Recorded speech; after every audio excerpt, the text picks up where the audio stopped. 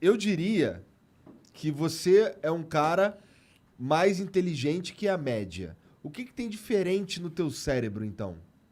Um teste de QI, eles medem alguma coisa e é isso que é medido está correlacionado com o funcionamento neural. A correlação não é muito precisa, tá?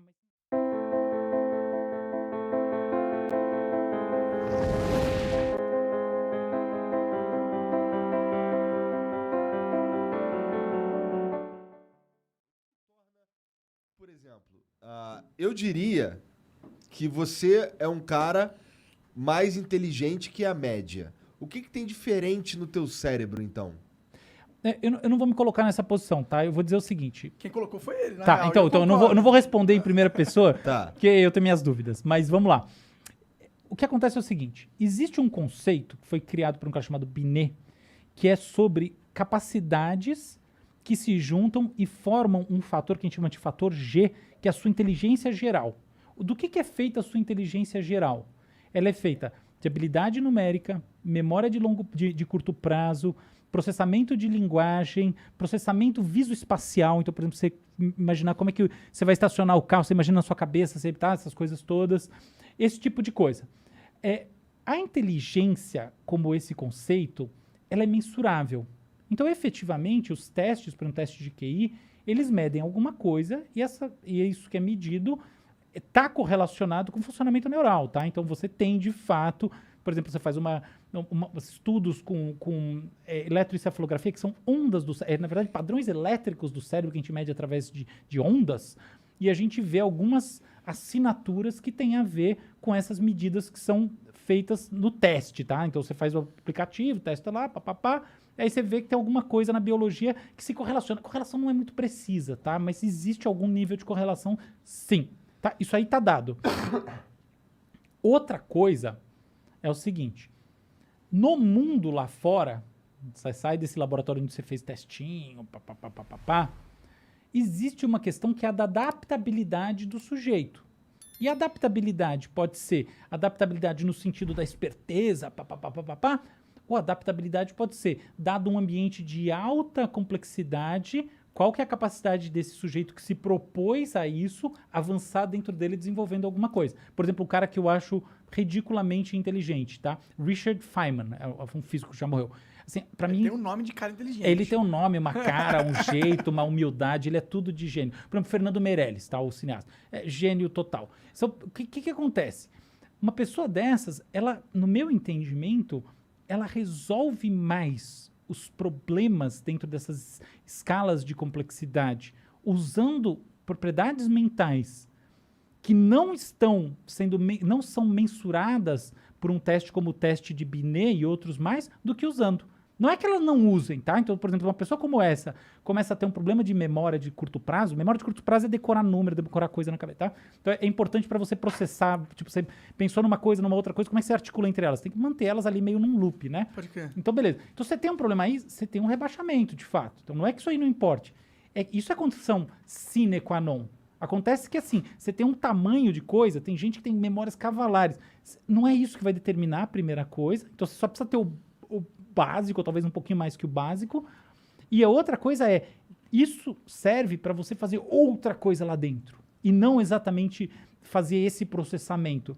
E até tem um negócio que dá uma boa indicação de que eu acho que as coisas funcionam assim mesmo. Hoje em dia, é muito mais fácil você pegar um computador e ele arrebentar numa coisa como essas do que ele arrebentar numa solução de problema livre. Problema livre ele não soluciona. Até hoje a gente não tem isso aí. Então isso indica que, na verdade, existe O que é um problema livre? Um problema para o qual você não tem uma instrução que chegue a uma solução. Um parâmetro para responder. Entendi. Tá? É como se existisse, seria uma inteligência geral artificial, né? Que é capaz de simplesmente interpretar qualquer coisa que você manda para ele e te entregar algo. Exato, exato. Então, por exemplo, uma pessoa que, tipo, um grande estadista. Um grande estadista, no final das contas, vai ter uma propriedade, em geral, que é da acuidade decisória. Acuidade decisória, para mim, é um negócio, assim, absolutamente importante para essa tal inteligência no mundo real. E a gente chama, eu prefiro chamar isso de inteligência ecológica. Ecológico parece que você está falando, né? Mas inteligência ecológica quer dizer, do mundo em que as pessoas estão inseridas, ou qualquer outro ser que está inserido. Acuidade decisória. Cara, eu conheço pessoas com acuidades decisórias insanas. A pessoa fala, não, aqui é estrategista de tomar decisão.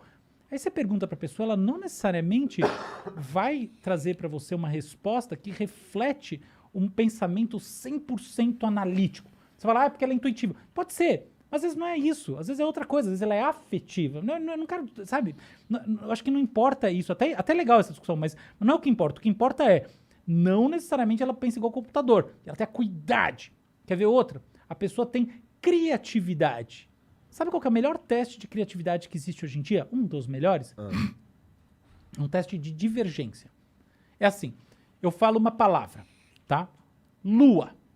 O que você tem que fazer é construir, é me trazer uma outra palavra e fazer uma construção com ela que não tem nada a ver com lua.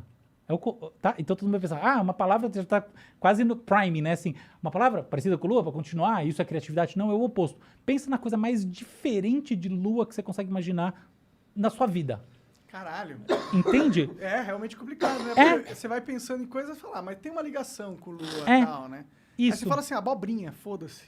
Abobrinha, interessante. Abobrinha, legal.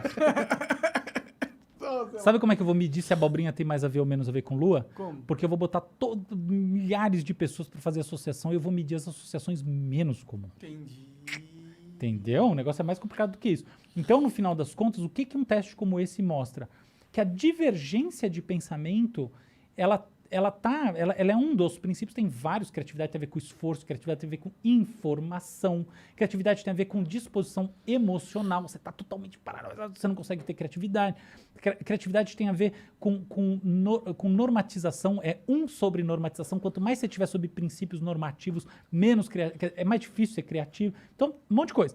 Mas tem esse negócio da divergência. Mas não tem nada a ver com teste de inteligência, esse tipo de coisa, entendeu? Então, tá aí. Existe uma nova linha de pensamento que quer meio que tirar um pouco do poder ou da credibilidade que os testes de QI têm.